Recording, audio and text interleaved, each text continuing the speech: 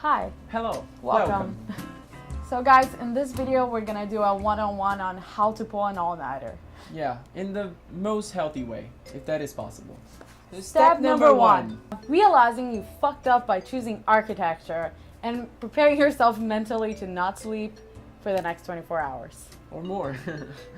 And no matter how much you do ahead of time and you try to prepare yourself, at some point you're gonna pull all-nighters. Step number two, hitting Walgreens and make sure you have everything you need for the all-nighter, like snacks, food, energy drinks. yeah, it's anything that you need to keep your body going because you're gonna want to give up. Yeah. Step number three, set up your workspace. Make sure everything is organized so you don't need to be making runs to your dorm or elsewhere in the middle of your own night, and make sure you're comfortable. Yeah, and maybe write a list of things that you're always gonna need, like laptop charger, iPhone charger, headphones, all of that. Step number four, set up your music playlist. yeah, you're gonna need music that keeps you awake. Like, that's the best thing. I would just listen to really hype music so that you're motivated all night long. You know, you're wanting to give up, and then there's someone yelling. Yeah, I have a playlist, for example, that is called Models Due Tomorrow. And that's what I listen when I'm making models. Sometimes I listen to my gym playlist and it's just people yelling. Make sure you have noise canceling headphones so that when people try to bug you, you can just clearly ignore them, because everyone's gonna try to talk and you need to stay focused, okay, on what you're doing. So make sure you get them first day of studio. Step number five, make sure that you are prepared for the temperature. So if in your case, like ours, our studio is really, really cold, freezing, get like a blanket, a onesie, anything that's gonna keep you warm so you're not bothered. And leave a jacket wherever you're working, so every time you're cold, you have a jacket already prepared for you. Studio jacket. Step number six, setting breaks. This is really important because working for a long period of time sometimes is not like productive because you're just staring at your computer for a long time and then you just lose focus and you can get distracted very easily sometimes. Yeah, and you lose creativity, production, and everything just goes down. So what we use is something called the Pomodoro technique. So pretty much how that works is that you have I don't know, 30 minutes, 60 minutes, you can choose actually, but how long you want to stay focused for, and then you set like 5 minutes to 10 minute, it's usually 5-minute breaks, and so that you, like, in the time that you're doing your work, you are not thinking of anything else. If you think of something else that you need to do, some errand you need to run, write it down, and then in those 5 minutes, you actually do those things, right? So then you stay focused on what you're doing. Drawings, writing, anything, it's really helpful. Yeah, just for reference, what I do 25 minutes of hard work, and then I set a 5-minute break that is mandatory. So even if you're in the middle of something, you have to stop and take a break. Go outside, drink some water, just take an air, and then come back and do whatever you're doing. Step number seven, power naps.